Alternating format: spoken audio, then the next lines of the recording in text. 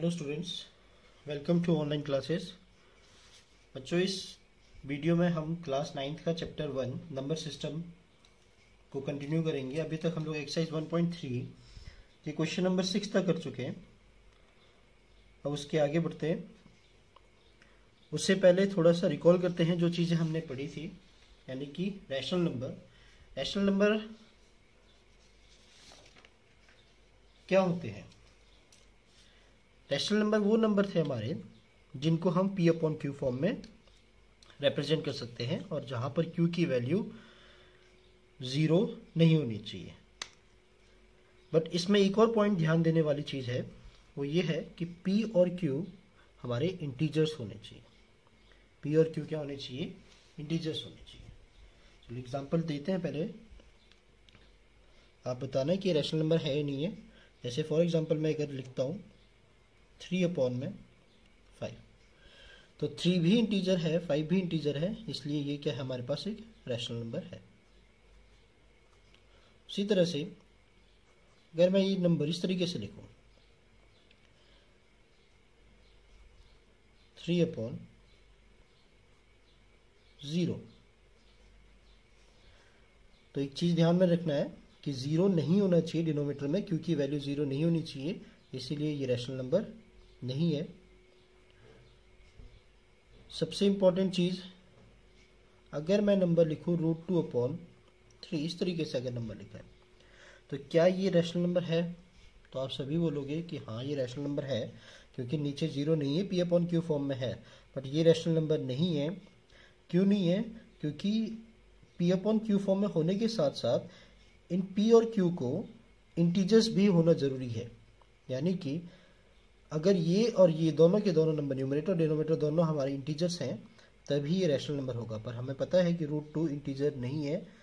√2 की वैल्यू लगभग 1.4 के बराबर होगी, इसीलिए ये पॉइंट में आता है ये √2, तो इसलिए इंटीजर नहीं है। और इंटीजर नहीं होने के कारण ये रैशनल नंबर हमारा नहीं है। इंटीग्रल वैल्यू कौन कौन सी होती है हमारी? इंटीग्रल वैल्यू होती है हमारे पास, जैसे 0, 1, 2, 3, 4, 5, ये सारी की सारी, -1, -2, -3, ये सारी वैल्यूज, इस तरह की वैल्यूज को हम लोग इंटीजर्स कहते हैं। तो हमारे P और Q इसी तरह के नंबर होने चाहिए, बस Q 0 के बराबर नहीं होना चाहिए। तो यही बताना था आपको इसमें कि अगर रूट वाले नंबर आते हैं न्यूमरेटर या फिर डिनोमिनेटर में, तो वो नंबर भी हमारा रैशनल नंबर नहीं होगा। अगर मैं इस नंबर को इस तरीके से लिखूं √4 अपॉन 3, तो क्या ये एक रैशनल नंबर है? हाँ बिल्कुल, ये रैशनल नंबर है। ये रैशनल नंबर इसलिए है क्योंकि हमें पता है कि √4 की जो वैल्यू है वो आता है हमारे पास 2 अपॉन में 3 हो जाएगा ये नंबर। तो क्योंकि 2 भी इंटीजर है, 3 भी इंटीजर है, इसीलिए हम कह सकते हैं कि ये क्या है, एक रैशनल नंबर है। एक और एग्जांपल लेते हैं, एग्जांपल नंबर 5। अगर मैं लिखूं √16 अपॉन √9, तो √16 की जो वैल्यू होगी वो होती है हमारे पास 4 और √9 होता है हमारे पास 3। क्योंकि फिर से इंटीजर्स आगे, इंटीजर अपॉन में इंटीजर, यानी कि रैशनल नंबर, ये P अपॉन Q फॉर्म में इंटीजर्स आगे, इसीलिए हम लोग क्या बोलेंगे, इसे ये भी रैशनल नंबर है। अब इन नंबर को क्या कहेंगे जो P अपॉन Q फॉर्म में तो है, बट इनके ऊपर रूट लगा हुआ है। इस तरह के नंबरों को हम कहते हैं इररेशनल नंबर, जिनको हम P अपॉन Q फॉर्म में एक्सप्रेस नहीं कर सकते, या फिर जो रैशनल नंबर नहीं है उन नंबरों को हम लोग कहेंगे इररेशनल नंबर। तो ये रहा हमारे पास irrational number, those number which are not rational, जो रैशनल नहीं है, और which can not be express in the form of P upon Q। यानी कि सिंपल सी बात है, डेसिमल एक्सपेंशन में तो हमने पता किया था कि कौन से हमारे इररेशनल नंबर है। रूट वालों में अगर वो परफेक्ट स्क्वायर नहीं है, परफेक्ट स्क्वायर कहने का मतलब है जैसे हमारे पास √1 किसके बराबर होता है? 1 के बराबर। √4 होता है हमारे पास 2 के बराबर। √9 आ गया हमारे पास 3 के बराबर। तो इन नंबरों को हम लोग बोलेंगे परफेक्ट स्क्वायर। इनके अलावा जो भी रूट के अंदर जो नंबर होंगे, यानी कि √2 हो गया, √3 हो गया, √5, √7, √6, इस तरह के सारे नंबर्स, ये सारे के सारे नंबर्स को हम लोग इररेशनल नंबर कहेंगे। और डेसिमल एक्सपेंशन में तो आपको बता ही चुका था, डेसिमल एक्सपेंशन में हमारे पास इरेशनल नंबर कौन कौन से होते हैं, ऐसे नंबर जो रिपीट भी नहीं कर रहे हैं और जो टर्मिनेट भी नहीं कर रहे हैं, यानी कि non terminating and non repeating. For example अगर मैं लिखूँ 3.1435, इस तरह से कोई भी नंबर है जैसे रिपीट नहीं कर रहा है तो इसको हम लोग बोलेंगे इरेशनल नंबर। और एग्जांपल एक दे सकता हूँ 3 जैसे मैंने लिया 10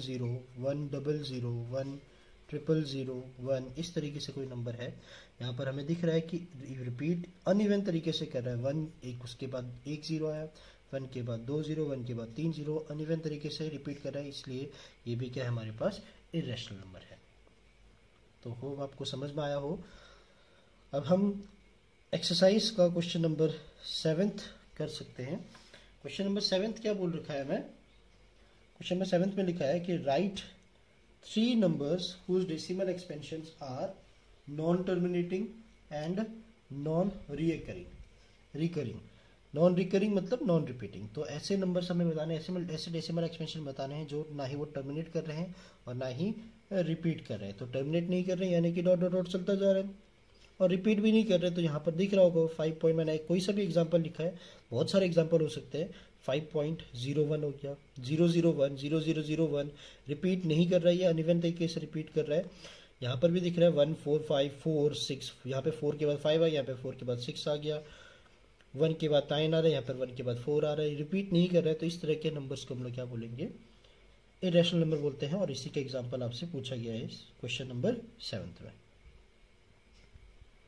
इस तरह से और भी एग्जाम्पल दे सकते हो, जरूरी नहीं ये एग्जाम्पल होंगे, बहुत सारे एग्जाम्पल्स होंगे इसके।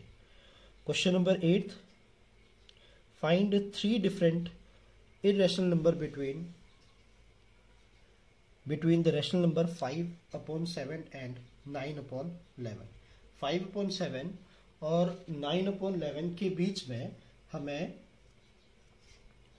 3 अलग अलग इरेशनल नंबर चाहिए। तो सबसे पहले बच्चों अगर मैं आपसे पूछूं कि अगर आप बताओ 4 और 5 के बीच में कितने नंबर्स हैं, 4 और 5 के बीच में कितने नंबर्स हैं। अगर मैं इसको नंबर लाइन में रिप्रेजेंट करता हूं तो ये आ गया हमारे पास 0 1 2 3 4 और ये आ गया 5।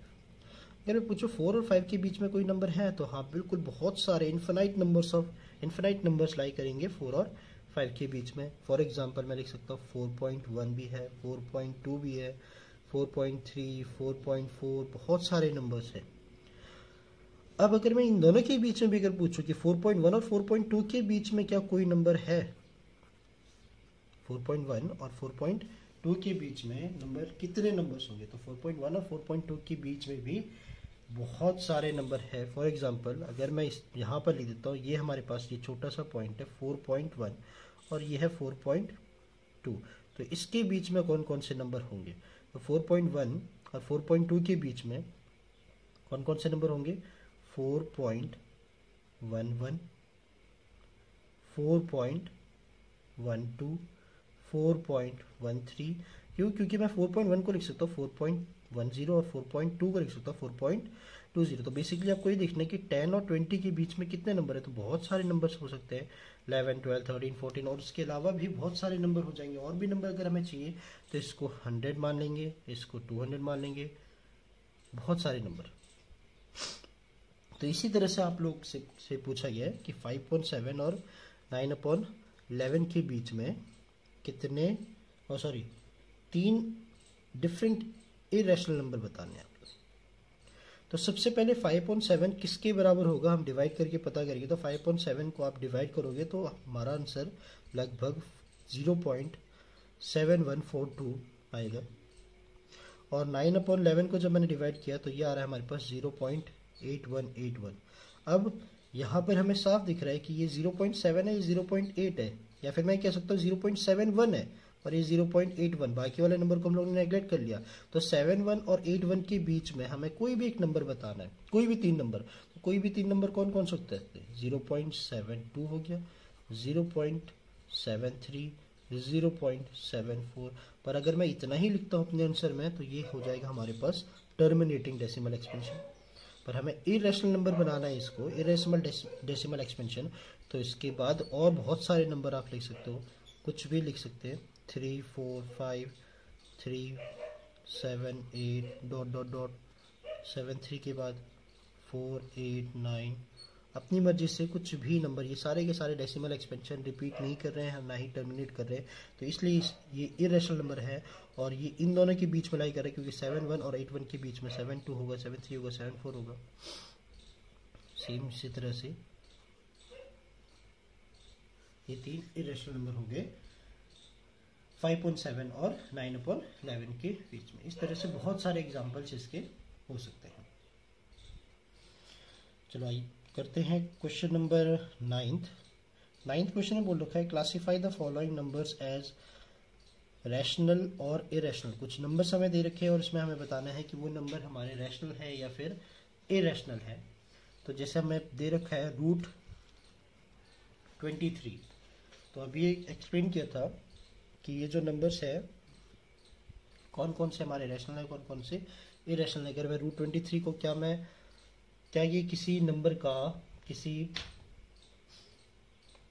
क्या ये परफेक्ट स्क्वायर है, तो नहीं, ये परफेक्ट स्क्वायर नहीं है, तो इसलिए मैं बोलूँगा कि ये क्या है, इरेशनल नंबर है।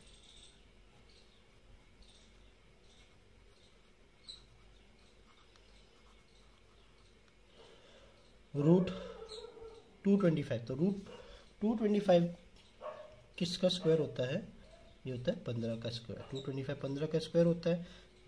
तो ये क्योंकि 15 आ गया, सिंपल सा नंबर बन गया, इंटीजर्स आ गया, इंटीजर के अपॉन में कुछ नहीं तो 1 है, तो मैं कहूँगा ये कौन सा नंबर आ गया हमारे पास, रैशनल नंबर आ गया। ऊपर वाला नंबर हमारे पास इंटीजर फॉर्म में नहीं बन सकता था, इसलिए क्या बना, ये इरेशनल नंबर बना। अब डेसिमल एक्सपेंशन की बात करते हैं, तो डेसिमल एक्सपेंशन हमें दिख रहा है कि ये टर्मिनेट कर रहा है, और टर्मिनेटिंग वाले क्या होते हैं हमारे, रैशनल नंबर। यहाँ पर ये टर्मिनेट नहीं कर रहा है, पर टर्मिनेट नहीं कर रहा है तो हम ये नहीं कह सकते कि ये रैशनल है या इरेशनल है। पहले मुझे ये देखना होगा कि रिपीट कर रहा है या नहीं कर रहा है। तो यहाँ पर 478 रिपीट कर रहा है, रिपीटिंग है और नॉन टर्मिनेटिंग है, इसलिए ये भी क्या बन गया हमारे पास, रैशनल। और लास्ट वाला जो नंबर है 10 100 1000 तो रिपीट नहीं कर रहा है, अनइवन तरीके से रिपीट कर रहा है कह सकते हैं, तो ये नंबर हो गया हमारे पास इरेशनल नंबर। इरेशनल में डेसिमल एक्सपेंशन में एक चीज़ याद रखनी बस आपने, वो ये है कि कोई भी नंबर अगर रिपीट नहीं कर रहा है, ना ही वो टर्मिनेट कर रहा है, तो वो इरेशनल है, बाकी सारे नंबर हमारे रैशनल में गिने जाएंगे। तो इसी को आगे बढ़ाते हुए एक्सरसाइज 1.5 पे चलते हैं। एक्सरसाइज 1.4 में विजुअलाइजेशन वाला है, तो उसके लिए अलग से वीडियो बनाएंगे। फिलहाल जो टॉपिक हम कर रहे हैं रैशनल इरेशनल वाला, सेम उसी तरह से एक्सरसाइज 1.5 में भी पूछा गया है। जैसे question number exercise 1.5 question number first का फर्स्ट पार्ट हमें दे रखा है, ये बताना है हमें कि ये रैशनल नंबर है या फिर इरेशनल नंबर है। तो याद रखना आपने कि रूट वाले जो नंबर होंगे अगर वो परफेक्ट स्क्वायर नहीं है, इंटीग्रल फॉर्म में नहीं आ रहे हैं, तो वो क्या होंगे, इरेशनल नंबर होंगे। और इरेशनल के साथ कोई भी नंबर अगर जोड़ते हो, यानी कि इरेशनल के साथ रैशनल जोड़ो या फिर इरेशनल जोड़ो, तो भी वो इरेशनल ही रहेंगे। नंबर हमें दे रखा है 2 - √5। 2 तो रैशनल नंबर है हमारे पास, क्योंकि इंटीग्रल फॉर्म में इंटीजर्स है। यहाँ पर √5 इंटीजर्स फॉर्म में नहीं लिखा जा सकता है, ये पॉइंट में आएगा अगर √5 को हम लोग खोलेंगे, सॉल्व करेंगे इसे। तो क्योंकि पहला वाला नंबर हमारे पास रैशनल है और दूसरा इरेशनल है, तो रैशनल में से इरेशनल माइनस करो तो भी क्या बनेगा हमारे पास, इरेशनल बनेगा, पॉइंट में ही रहेगा irrational number.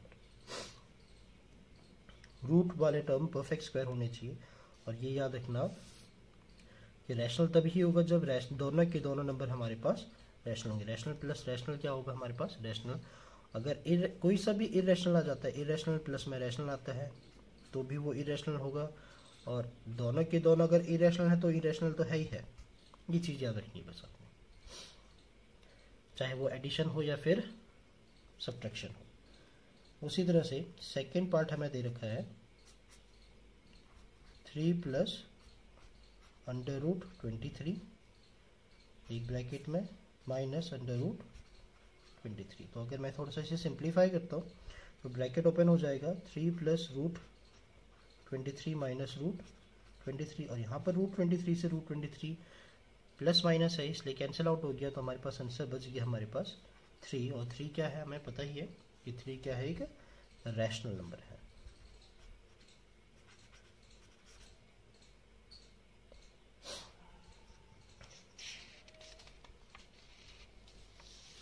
Question number third part करते हैं।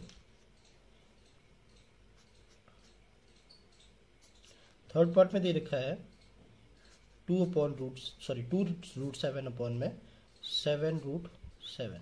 तो इनिशियली तो हमें दिख रहा है कि ऊपर भी रूट है नीचे भी रूट है, दोनों के दोनों परफेक्ट स्क्वायर नहीं है, पर रूट 7 और रूट 7 दोनों के दोनों सेम है इसलिए कैंसिल आउट हो जाएंगे। तो बचेगा हमारे पास 2/7, और ऊपर भी इंटीजर है और नीचे भी इंटीजर है, इसीलिए एक रैशनल नंबर है।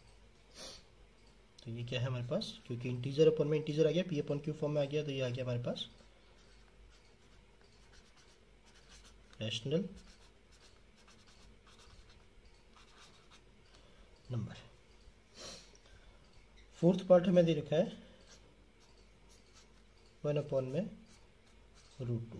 तो ये तो आप सभी बता सकते हो, ऊपर तो हमारे पास इंटीजर है पर नीचे क्या दिख रहा है हमारे पास रूट 2, और रूट 2 नॉट परफेक्ट स्क्वायर है, तो इसीलिए क्योंकि पी अपॉन क्यू फॉर्म में है पर इंटीग्रल वैल्यू नहीं है, इंटीजर नहीं है, इसलिए इररेशनल नंबर।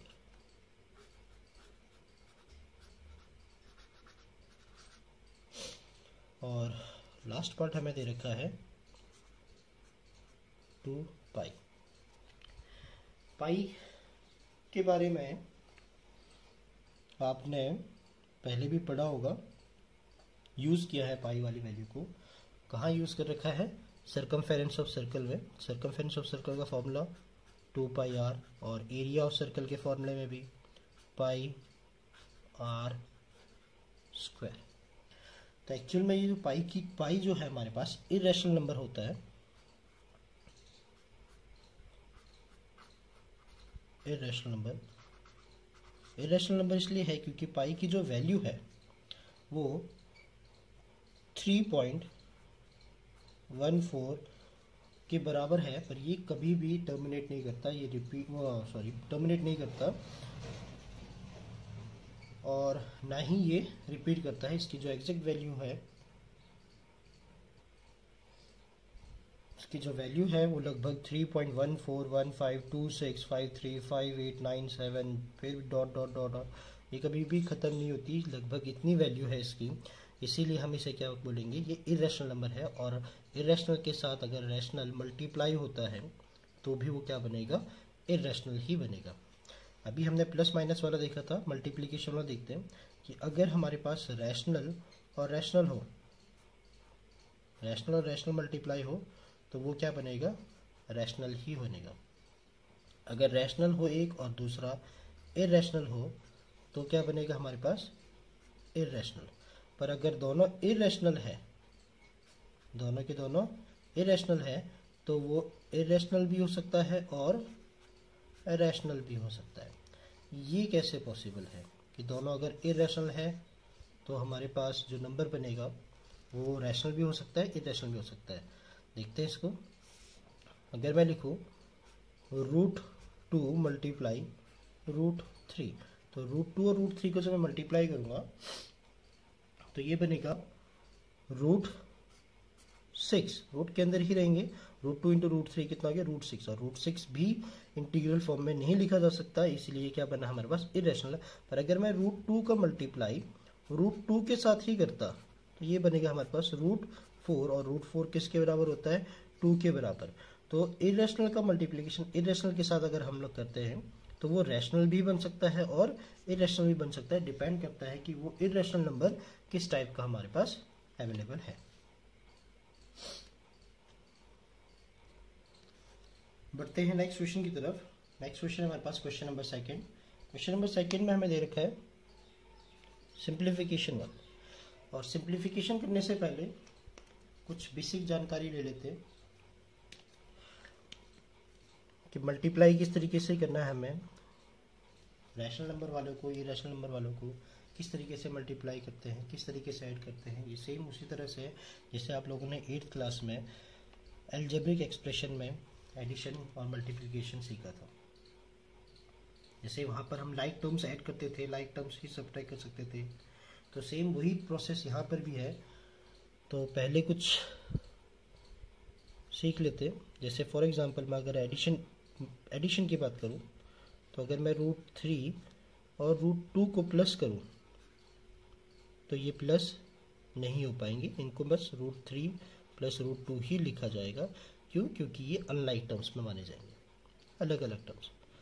पर अगर √2 प्लस में √2 अगर मैं करूँ, √2 प्लस √2, तो √2 प्लस √2 क्या हो जाएगा हमारे पास 2√2। ये कैसे हुआ? क्योंकि इस √2 के आगे कुछ नहीं है तो 1 है, और इसके आगे कुछ नहीं है तो 1 है। 1 + 1 कितना आ गया हमारे पास 2 आ गया।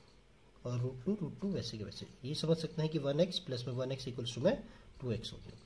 उसी तरह से अगर मैं लिखूँ 2√5 प्लस 3√5 तो ये कितना हो जाएगा हमारे पास 8√5। सेम वही 2x प्लस में 3x इक्वल्स टू में 2x प्लस में 3x इक्वल्स टू में 5 होना था, 5√5। मैं लिखता हूँ 6√2 माइनस 2√2। सेम सब्ट्रैक्शन में भी एप्लीकेबल है। ये 6x में से अगर मैं 2x माइनस करूँ, क्योंकि सेम है तो मैं इसको सब्ट्रैक्ट कर सकता हूँ। तो 6 में से 4 गया, 6 में से 2 गया, बचा हमारे पास 4√2। तो ये था एडिशन और सब्ट्रैक्शन वाला केस कि किसको हम लोग ऐड कर सकते हैं, किसको हम सब्ट्रैक्ट कर सकते हैं, किसको नहीं कर सकते हैं। और मल्टीप्लिकेशन में हम सिंपली सारा मल्टीप्लाई कर सकते हैं रूट वाले नंबर्स को। अगर मैं √2 को √3 से मल्टीप्लाई करूं तो क्या बनेगा हमारे पास, रूट के अंदर ही रहेंगे। 2 × 3 कितना हो जाएगा हमारे पास 2 × 3 यानी कि √6। डायरेक्टली √6 लिख सकते हैं पर रूट के अंदर ही रहेगा। उसी तरह से 3 × 5 अगर करूँ तो ये आ जाएगा √15। अगर इनके आगे कोई नंबर है जैसे 3√2 × 2√3 हमारे पास, तो नंबर्स को अलग से मल्टीप्लाई करना है। 3 का मल्टीप्लाई 2 के साथ तो आ जाएगा हमारे पास 6, और रूट वाला अलग से, तो √2 × √3 बच गया हमारे पास 6। अगर ये समझ में आया हो तो हम क्वेश्चंस कर सकते हैं। चलो क्वेश्चंस करते हैं। क्वेश्चन नंबर फर्स्ट है हमारे पास,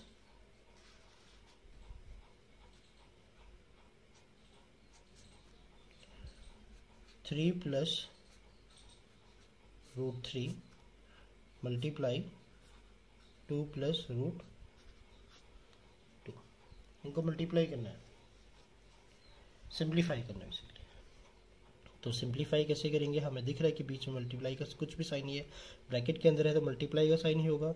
और इस 3 का मल्टीप्लाई दोनों के साथ और √3 का मल्टीप्लाई भी दोनों के साथ। तो सबसे पहले 3 का मल्टीप्लाई कर मैं करता हूँ, तो 3 का मल्टीप्लाई ब्रैकेट 2 प्लस √2, फिर उसके बाद √3 प्लस √3 का मल्टीप्लाई इसके साथ 2 प्लस √2 के साथ, यानी कि 3 का मल्टीप्लाई भी पूरे के साथ और √3 का मल्टीप्लाई भी पूरे के साथ। अब एक एक करके 3 का मल्टीप्लाई 2 के साथ हो जाएगा हमारे पास 6, और इस 3 का मल्टीप्लाई √2 के साथ क्या बनेगा, ये 3√2। ध्यान रखना यहाँ पर ये √2 है और ये 3 है, ये इंटीग्रल फॉर्म में है, ये बाहर ही रहेगा, रूट के अंदर नहीं जाएगा। प्लस में √3 का मल्टीप्लाई 2 के साथ, तो फिर ये रूट में है, ये विदाउट रूट है, तो रूट के अंदर नहीं भेजना, इसे मल्टीप्लाई नहीं होगा, ये बाहर ही रहेंगे इस तरीके से। और √3 का मल्टीप्लाई √2 के साथ बन जाएगा हमारे पास √6। अब जो लाइक टर्म्स है उनको ऐड करना है, अगर लाइक टर्म्स नहीं है तो ऐसे ही हमारे आंसर छूट जाएंगे, रह जाएंगे।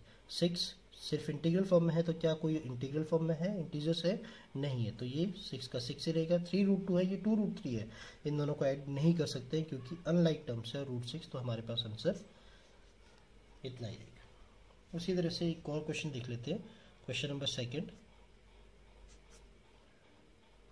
3 +